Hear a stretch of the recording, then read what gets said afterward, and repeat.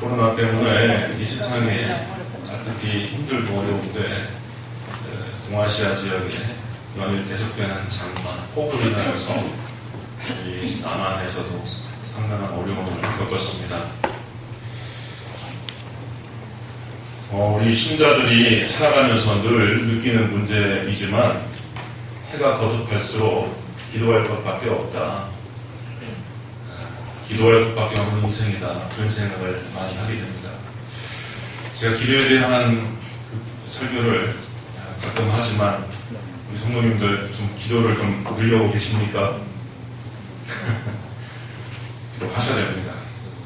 한 5분, 10분이라도 시간을 내서 기도하시고 조금 기도하기 어려우시고 짬을 내기 어려우시면 신심을 담아서 주기도문이라도 조금 하나님께 바칠 수 있기를 바랍니다. 우리 교회는 예배 중에 주기도문을 외우지는 않지만 되게 많은 교회 가운데서 새벽 예배라든지 구역 예배라든지 3일 지명 예배라든지 주일 예배 가운데 주기도문을 외웁니다. 근데 주기도문을 기계적으로 외우는 경우가 많이 있어요.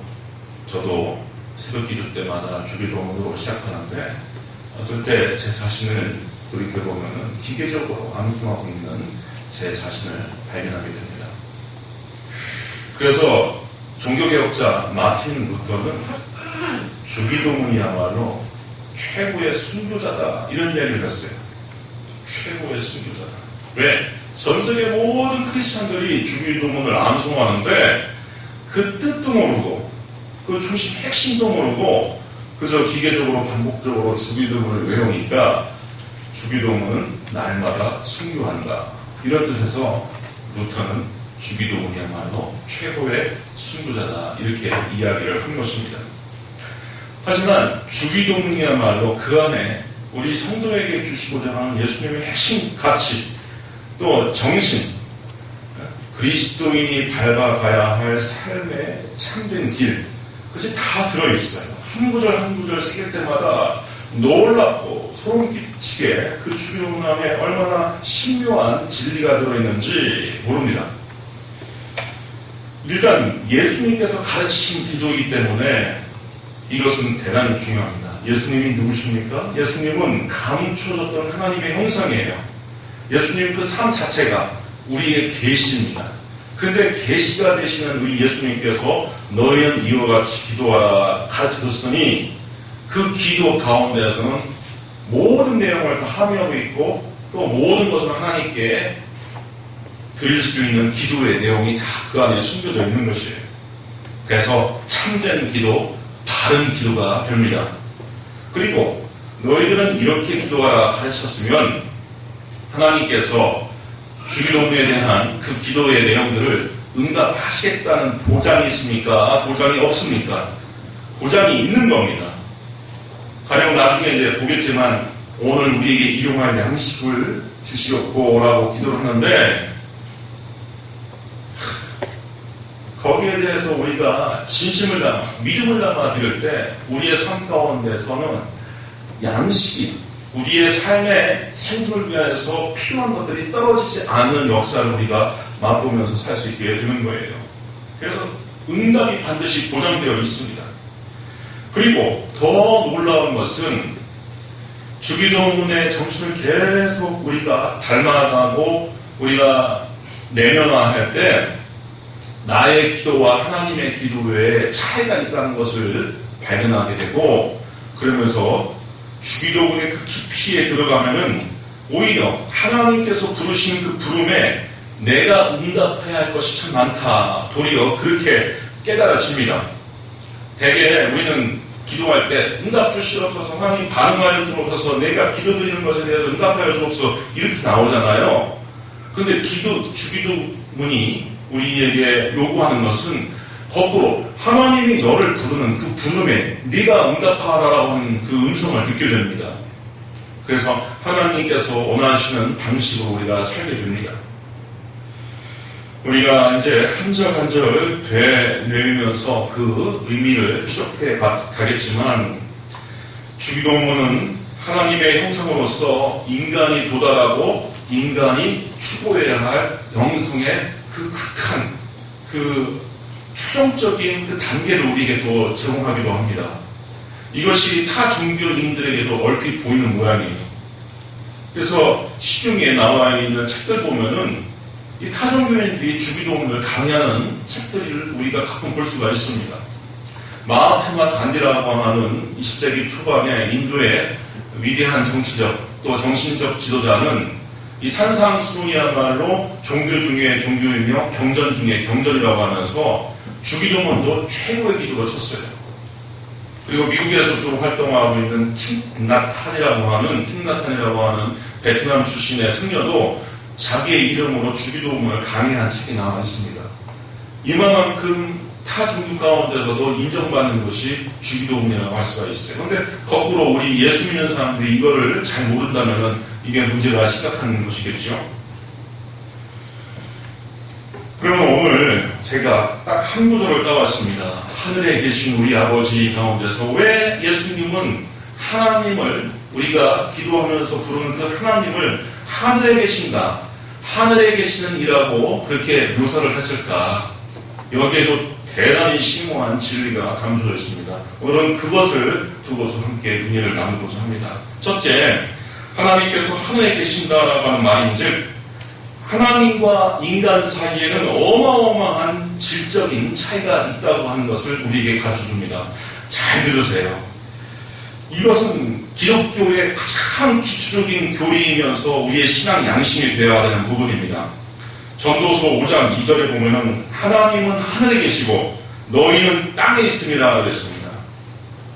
그러니 하나님은 무한하고 안전하고 또 영원하신 반면에 인간은 불안전하고 또 죄가 많고 유연하다라고 하는 사실을 바로 이 부분에서 증거하고 있는 거예요.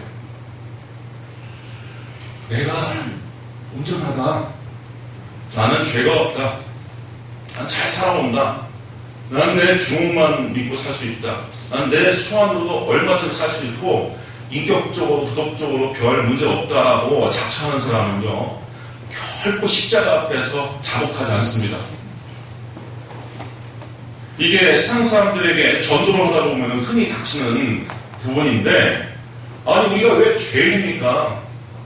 나는 십자가법 잘 지키고 국민의 사회 임무 잘 지키고 살아왔는데 내가 왜 죄입니까? 이렇게 당돌하게 묻는 분들이 계셔요. 하지만 이 가운데 우리 예수 믿는 분들은 다 하나님, 나는 주 앞에서 죄인입니다. 지난 세월 가운데서, 지난 주 가운데서도 질문 죄의 무게가 한량없습니다. 하나님 용서하여 주옵소서라고 그렇게 머리를 조아리고 기도하지 않습니까? 이것은 성령께서 주시는 신앙 양심입니다. 세상 사람들은 결코 이런 양심 갖지 못합니다. 하나님께서 하늘에 계시다, 우리와 다른 무한하고 완전하신 분이다라고 하는 이 사실 한 가지 때문에 우리가 하나님을 믿고 하나님을 의지하고 하나님을 예배할 수가 있는 것입니다. 바로 우리의 희망과 우리가 의지할 부분, 또 우리의 구원이 이 세계에 있지 않고 인생에 있지 않고 하늘에 있고 하나님에 계시다, 하나님에게 있다라고 하는 것, 이것을 인정하는 대목이에요. 하늘에 계신 우리 아버지라고 할 때 우리의 소원은 이 세상, 이 땅에 있지 않고 오롯이 하나님께, 하늘에 계신 하나님께 우리의 소망과 구원이 있다라고 우리가 인정하는 기도입니다. 기독교만이 가르치는 인간관이 바로 이겁니다.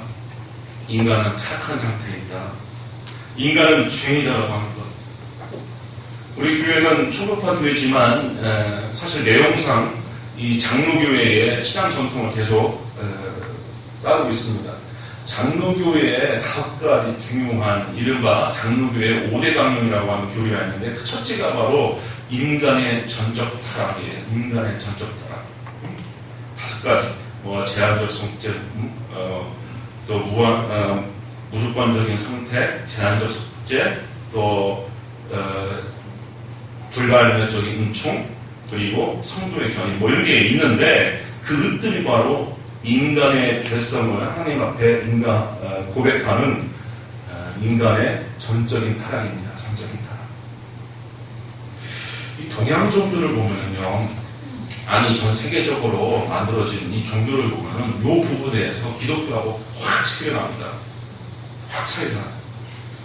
불교는요, 소위 일체중생, 심유불성이라고 해서 모든 중생, 모든 상남한상, 모든 인간 가운데 불성이 있다라고 이렇게 가르칩니다. 그러니까 누구나 다 부처님이 될 수 있다라고 가르친 거예요. 심지어 뭐 개미도, 지렁이도, 또 뭐 호랑이도, 개도, 돼지도 다 불성이 있다라고 가르쳐요. 그러니 인간도 얼마나 긍정적으로 봅니까? 부단히 연마하고 수도하라, 수행하라, 그렇게 가르쳐요. 또 유교의 성리학이라고 하는 것은 특히 송나라에서 다시 유교의 기틀을 다시 정립해서 다시 개창하는 것이 성리학인데, 왜 성리학이냐? 우리 조선조 유교도 이 성리학을 추구했던 거 아닙니까? 유교 가운데도 뭐 고증학이 있고 양명학이 있고 여러 선신유교가 있고 여러 종류의 유교가 있는데, 우리 조선조 선비들은 성리학을 붙들었어요. 이 성리학의 이 뜻이 뭐냐면은 하늘의 이치로서 리가 있고, 그 절대 입법으로서 리가 있는데, 이 리가 각각의 우리 인간의 마음 가운데 들어있다는 거예요. 요걸 가지고 성이라고 합니다. 성. 그러니까 하늘의 본질과 우리 인간이 갖는 이 본질이 같다는 거예요. 그 리가 인간 안에 와 있으면 성입니다. 그래서 성리학 이렇게 되는 거예요. 힌두교 같은 경우도 범아일여라고 하는 것을 가르쳐요. 핵심 교리예요. 범아일여. 범이라고 하는 것은 브라흐만, 이 우주의 입법이에요. 그 우주의 입법이 개인적으로 숨겨져 있는데 그게 아트만이에요. 아트만. 그래서 브라흐만을 범이라고 한자로 옮기고, 또 아트만을 아자로 해서 아로 옮겨요. 이게 하나라는 거예요. 그러니까 우주의 입법, 우주의 이치와 개인의 그 본질이 같다는 거예요. 우리 민족 종교를 한번 볼까요? 대표적으로 동화, 천도교. 백창한 최재호라고 하는 분은 이 내 몸에 하나님을 모신다라고 해서 시천주상을 가르쳤어요. 시천. 3대 교주인 송병희 씨는 이것을 인내천이라고 해서 아예 사람이고 하늘이다 이렇게 가르쳤어요. 이렇게 세상의 종교들은 신과 인간, 우주의 입법과 인간의 본질을 하나라고 가르치고 질적인 차이가 없다라고 가르칩니다. 대단히 기독교적인 입장에서 보면 심각한 거예요. 심각한 거예요. 사실 우리 기독교도 창세기를 보면은 인간의 원래 지어진 바의 모습은 하나님의 형상을 따라 지어졌다고 가르칩니다. 그러나 이게 지금 세상 사람들 가운데 있습니까? 없습니까? 이루어진 거예요. 타락한 이후에. 그래서 예수님을 믿고 영접하고 성령을 따라, 말씀을 따라 부단히 우리가 하나님의 형상을 취하고 회복하는 길로서 우리가 교회 생활을 하는 겁니다. 예수 그리스도를 믿고 예수님의 말씀 따라 살려고 할 때 하나님의 형상을 찾아가는 길로 우리가 계속 발전해 나가는 겁니다. 야, 이거 기분 나빠서 교회 어떻게 다니냐, 예수 어떻게 믿냐라고 하는 사람들이 있을지 있지만, 제가 분명히 말씀드립니다. 진단이 정확해야지 그 다음에 처방이 따라오는 거예요. 진단이 정확하지 않으면 처방이 엉터리가 됩니다. 그래서 우리 예수 믿는 사람들은, 크리스찬들은 인간에 대한 다른 이해를 갖게 됩니다. 하나님만 믿을 수 있고 인간은 믿을 수 없다. 인간은 사랑과 섬김의 대상이지 신앙의 대상이 될 수가 없다. 신앙의 대상, 믿음의 대상은 오로지 하나님이다. 이것을 우리가 알게 됩니다. 많은 사람들이 득도하거나 성불하기 위해서 가부좌를 들고 세월을 보내요. 제 고향 땅 그 공주, 그 계룡산 가보면 지금 얼마나 많은 사람들이 득도를 하고 스스로 성불하려고 허송세월 보는지 모릅니다. 뭐 고작 땅에서 30cm 공중부양하려고 30년을 보내고 있어요. 그거 해서 뭐합니까? 세계 평화나 하다못해 부모 부양이 가능합니까? 처자식 부양의 문제도 해결하지 못하는 사람들이 그러고 있어요. 우리가 기독교 신앙에 입문한다는 것을 회심한다라는 표현을 씁니다. 회심은 회개와 같은 말이에요. 우리가 무엇에 대해서 회심합니까? 무엇에 대해서 회개해야 됩니까? 내 의로 살아왔던 삶에 대해서 회개합니다. 지난 한 주간 동안 내가 잘못해왔던 것들을 그래서 회개합니다. 나의 교만과 고집을 하나님 앞에 다 꺼내놓고 회개합니다. 그러니까 하나님 앞에서 내가 죄인이라고 하는 것을 회개하고 내 죄를 감당하신 예수님을 믿고 살 때 하나님께서 하나님에게 있는 그 위로움을 우리에게 전가시켜 준다라고 약속하고 있어요. 이게 바로 구원입니다. 내 의, 내 능력으로 살 수 없고 하나님의 의, 하나님이 부어주신 용서와 또 하나님께서 이루어주신 그 화해의 능력으로 내가 산다. 이걸 믿는 것이 우리의 신자의 삶입니다. 우리 현대인들은 대개 회개하시오, 잘못을 뉘우치시오 하면은 잘 안 하려고 합니다. 식당에서 자기 자식이 막 뛰어놀고 엉망진창으로 만들어놔도 꾸중하지 않아요. 누가 얘들아 조용해라 하면 왜 우리 자식 기죽이 싫어? 이렇게 나와요. 응? 나도 혼내줬는데 당신 뭔데 우리 애들 혼내키냐? 이런 식으로 나와요. 그렇게 커요. 그렇게 커. 그러나 성경은요, 회개하라. 회개가 복이다. 회개가 복이다. 하나님과 나 사이에 어떤 문제가 풀리지 않으면 진실무망하게 한번 회개해 보시기 바랍니다. 그리고 하나님께서 나를 용서하듯이 또 나도 타인을, 다른 사람을 용서하시기 바랍니다. 관계가 뻥 뚫립니다. 대로가 열립니다. 역대하 7장 14절에 보면은 내 이름으로 일컫는 내 백성이 그들의 악한 길에서 떠나 스스로 낮추고 기도하여 내 얼굴을 찾으면 내가 하늘에서 듣고 그들의 죄를 사하고 그들의 땅을 고칠지라 했습니다. 우리 모든 성도님들 가운데 회개하여 얻는 복을 누리실 수 있기를 주님의 이름으로 축원드립니다. 두 번째로 하나님께서 하늘에 계시다라고 하는 가르침은 하나님을 예배하고 하나님만 예배하고 이 땅의 우상을 경계하도록 가르치는 부분입니다. 우상숭배라고 하는 것은 보이는 우상 앞에서 절하거나 손을 비비는 행위만 우상숭배가 아닙니다. 제가 분명히 말씀드립니다. 이 땅의 것 가운데 하나님 이외에 우리가 소망을 두고 궁극적인 관심과 지대한 희망을 두는 모든 것들이 다 우상이 될 수가 있어요. 부모가 될 수도 있고 자식이 될 수가 있고 배우자가 될 수가 있고 또 내가 지지하는 정치적 지도자가 될 수 있고 종교 지도자도 될 수가 있고 자기의 민족과 국가가 될 수도 있고 어렸을 때 충성을 다하겠다라고 했던 어떤 특정 이데올로기도 다 우상이 될 수가 있습니다. 사실 이런 것에 대한 충성도는 거의 신앙과 가까워요. 민족을 위해서 죽겠다. 내가 사회주의 마르크스 이념을 위해서 살겠다. 라고 하는 것은 거의 종교적인 행위랑 같습니다. 종교적인 행위랑 똑같아요. 그래서 여기에 이겨내가는 사람들이 만나면은 참 심각한 대립과 이 싸움이 일어나곤 합니다. 가령 명절에 모여서 우리 성도님들이 가족끼리, 친지끼리 이야기를 하다가 이 정치적인 이야기가 나오면은 이 집안 부족나는 경우를 보게 됩니다. 왜? 이 세상에 두고 있는 신념이라고 하는 것이 마치 종교와 같아갖고 이 신념을 건드리면 사람은 견디지를 못해요. 용인을 못합니다. 그러니까 싸움이 나는 거예요. 그래서 종교한 내지 신학 가운데서 이러한 기본적인 가르침이 있어요.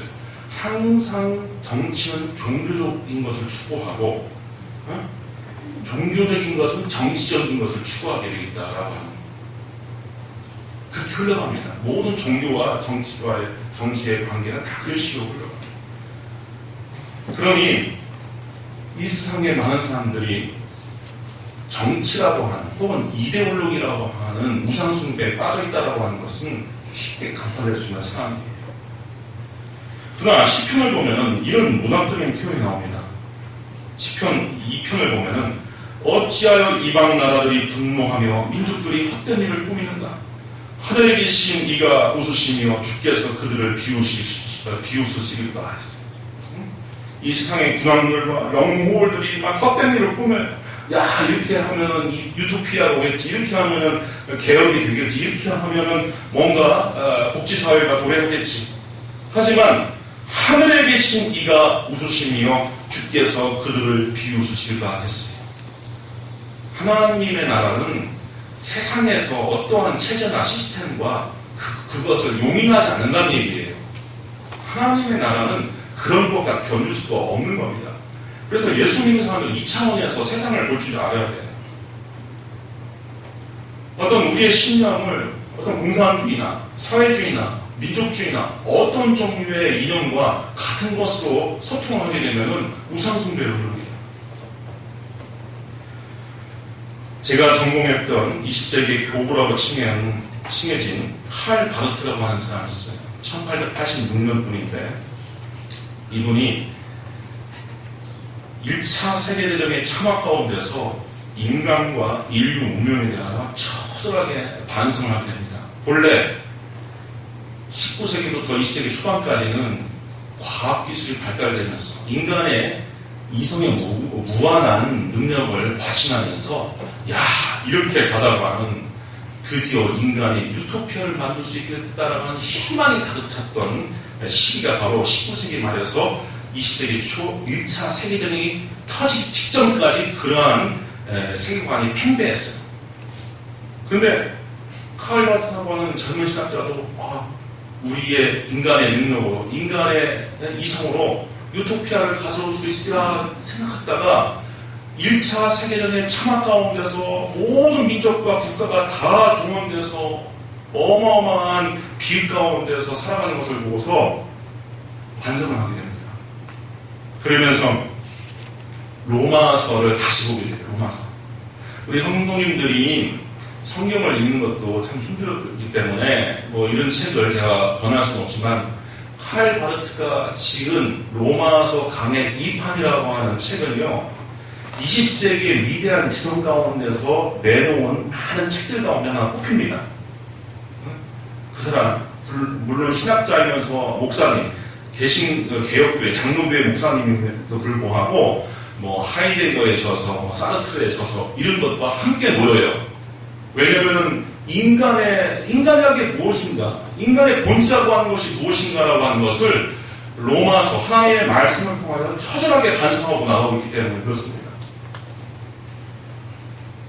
그 당시 사람들은 인간 편에서 옳다 하는 방식으로 세계를 재편하고 있어요.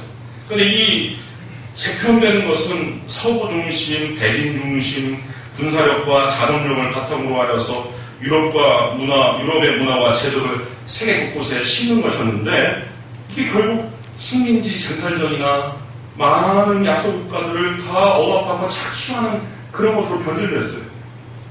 근데 지금은 이해가 안 가지만 당시 유럽인들이 아프리카나 아시아를 침탈하는 것은 이것은 건전한 것이고 있을 수 있는 일이라고 봤습니다. 이거는 당연한 일이다. 옳은 일이다. 적자생존 양육강식의 논리로 제국이 소국을 복속시키고 또 탈취하는 것도 당연한 일이다라고 하는 식으로 생각을 했습니다. 그러다가 이제 1차 세계대전이 발발하게 되는 거예요. 근데 이 칼 바르트가 로마서 2판이라고 하는 로마서 강의 2판이라고 하는 책에서 밝힌 게 뭐냐면 핵심 정신이 바로 오늘 하늘에 계신 아버지여라고 하는 그 정신이에요. 인간의 죄성과 무능을 똑바로 바라봐라. 응? 하나님은 인간의 의로움을 인정하지 않는다. 하나님은 인간의 이데올로기를 용인하지 않는다. 인간이 건설하려고 하는 유토피아를 하나님 나라로 그렇게 받아들이지 마라. 그리고 하나님은 인간의 모든 문화와 정신과 이데올로기 앞에 괄호를 치고 거기에 마이너스 9호를 붙인다. 초등학교 6학년 또 중학교 1학년 되면은 수학식에 그런 걸 배우지 않습니까? A 플러스 B 플러스 C 플러스 이렇게 가는데 그걸 괄호로 묶고서 그 앞에 마이너스 9호를 붙이면 어떻게 되는 겁니까? 괄호 안에 묶여있는 모든 것들이 다 마이너스가 되고요. 그렇게 하나님은 인간이 만든 모든 것에 대해서 마이너스를 붙이는 아니다. 독일어로 난 아니다라고 하신 분이 하나님이라고 하는 거예요. 심지어 교회 제도, 교회 전통, 교황, 사제, 목사, 신학 이런 것들도 다 우상이 될 수 있다라고 밝힙니다. 이러니 이 사람은 이제 조금 시간이 지나서 나치나 히틀러가 딱 등장했을 때 한눈에 봤어요. 한눈에 봤습니다. 당시에 독일 신학자와 신학생들이 95%가량 나치와 또 히틀러를 지지했어요. 히틀러는 하나님의 음성이며 성령이라고 했어요. 성령. 어제 엊그저께 보혜사 이만희 씨가 결국 큰거 먹게 됐지만 이 성령이라고 했습니다. 하나님의 음성이라고 했어요. 히틀러. 근데 칼바르트는 딱 보니까 아닌 거예요. 왜? 세상은 세상이고 하나님은 하나님이다라고 하는 것을 봤기 때문에 그렇습니다. 지난주 목요일에 제가 참 개인적으로 좋아하고 잘 아는 정치 지도자 한 분이 돌아가셨어요. 대만의 리동휘 총통이에요. 이분은 대만 가운데서 역사의 현장 가운데서 대만 민주주의의 아버지라고 인정되는 분이시고 대만 내에 어떤 정치적인 계파를 초월해서 다 사랑받고 존경받는 분입니다. 더욱 반가운 것은 이 대만 장로교회 장로님이십니다. 장로님이십니다. 1923년에 태어나셨는데 98세에 돌아가신 거죠. 근데 이분이 국민당 소속의 정치인이었고 또 국민당 소속에서 총통직을 얻게 되신 분입니다. 근데 대만의 역사를 조금만 알면요, 한국의 역사는 너무 비슷하고 또 한국, 대한민국 내에서 해결해야 할 문제처럼 대만 내에서 해결해야 할 정치적인 문제가 어마어마하게 많다는 것을 알 수 있습니다. 그러니까 대만에서 공부하면서 대만 역사를 보면서 너무 한국 역사랑 비슷하다라고 하는 것을 제가 많이 보게 되는데 지금 대만의 문제 가운데서 가장 근본적인 문제가 뭐냐면은 중국 공산당과 중국 대륙과 이 대만 섬의 양안관계입니다. 양안관계. 이 대만이라고 하는 나라는 수만 년 전부터 뉴질랜드나 하와이 같은 폴리네시아 계통의 사람들이 와서 부락을 이루고 살았던 곳이에요. 원주민들은 태평양 계통의 사람들입니다. 그리고 수나라 이후에 조금씩 중국 본토에서 중국인이 내려오고 특별히 청나라가 명나라를 쓰러뜨리고서 이제 명나라의 유민들이 잔뜩 내려와서 이제 대만을 새롭게 개척하게 되고요. 그리고 1940년대 중반에 공산당과 국민당이 합작을 해서 일본과 투쟁을 하다가 국공 합작이 실패하고 또 중국 공산당에게 배신을 받고 또 밀려난 중국 본토의 국민당 사람들이 또 20세기 중반에 어마어마하게 내려옵니다. 200만 명이 내려와요. 이게 복잡해요. 근데 대만의 주도 세력이 국민당 세력인데 국민당 사람들이 중국 본토에서 오면서도 대만 안에 있는 모든 해경영과 정치적인, 경제적인 모든 이권들을 다 취해갔어요. 다 취해갔어요. 그러면서 주장하는 것은 이념은 다르지만 중국과 이념은 다르지만 중국과 대만은 하나다라고 하는 관점은 중국 본토의 공산주의자나 국민당 사람이나 그 한 가지로는 같아요. 그래서 이렇게 오래간 내려오는데 대만에서 오래 살고 있던 사람들을 소위 내성인이라고 해요. 내성인. 대만성에 오래 살고 있던 사람. 그리고 20세기 중반에 바깥에서 들어온 사람을 외성인이라고 하는데 이 내성인과 외성인의 갈등이 엄청 심합니다. 대다수 사람들은 내성인인데 저 중국 본토에서 온 사람들이 자기들을 다 억압하고 수탈하고 사회적 지위를 다 가져가니까 차별의식이 어마어마합니다.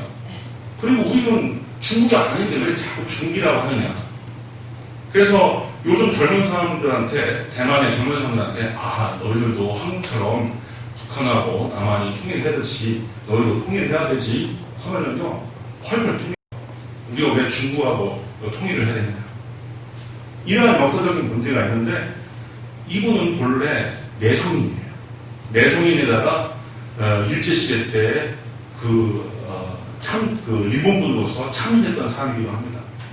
그리고 이 사회 문제, 민족의 문제를 해결해 보고자 잠깐 공산주의에 경도되기도 했어요. 하지만 나중에 예수님을 믿게 됩니다.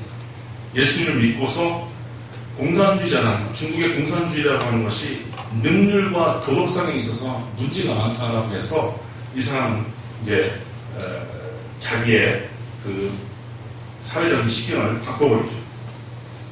근데 이분이 했던 많은 위대한 일 가운데 하나가 뭐냐면은 정치적인 이해관계나 정파의 이념을 초월해서 이 땅에 정치적인 조화뿐만 아니라 평화를 이루는데 대단한 지혜와 묘수를 가졌다는 그 부분에 있습니다.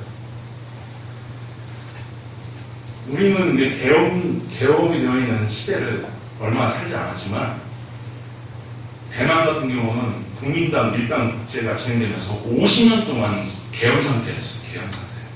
그런데 이 리더국의 총통이 자기가 총통제를 수행하면서 이 계엄령을 해제해버립니다. 그리고 80년대 중반부터 막 이제 사회적인 요구가 치솟는 것이 민주화인데 이것을 다 받아들여줍니다.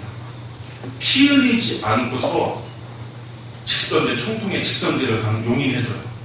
그러고 나서 총통 직선제 이후에 또 첫 총통이 됩니다. 독립법은 첫 총통이 돼요.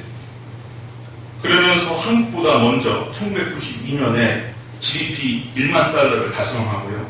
재임 후반기에 IMF 외환 위기를 이분이 거듭나게 넘기합니다.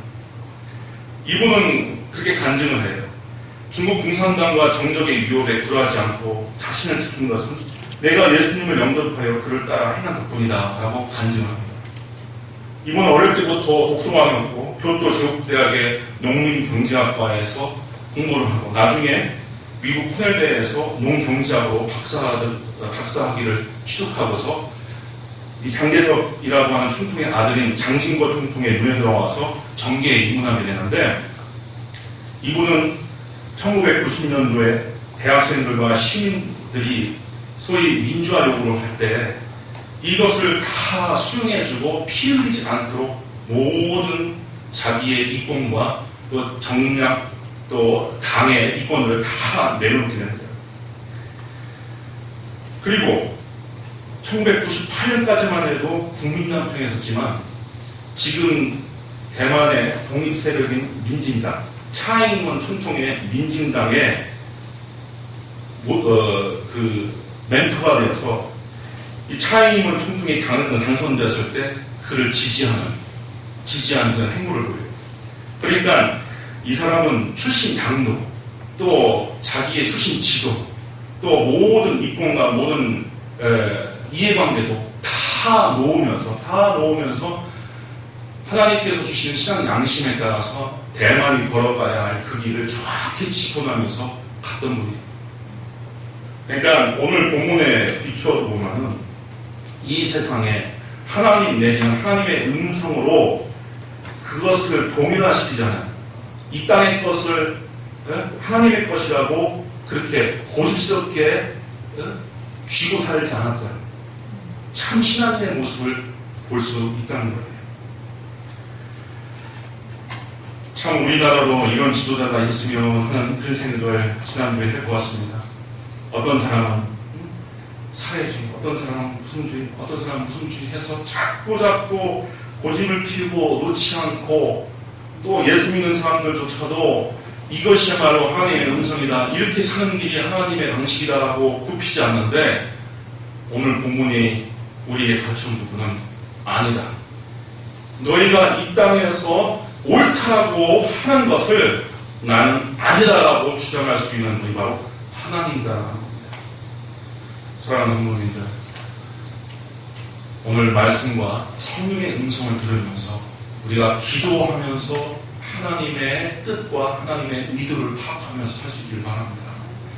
내가 고집스럽게 붙잡는 것을 하나님 그거 아닌데 역시나 그거 아니다 라고 하실 수 있는 분이 하나님이라고 하는 것을 아시고 늘 성령과의 교제와 말씀 가운데서 하나님의 정확한 길을 따라서 순종할 수 있는 저와 모든 성민들에게 주님의 이름으로 축원드립니다. 기도하겠습니다. 은혜로우신 아버지 하나님 감사합니다.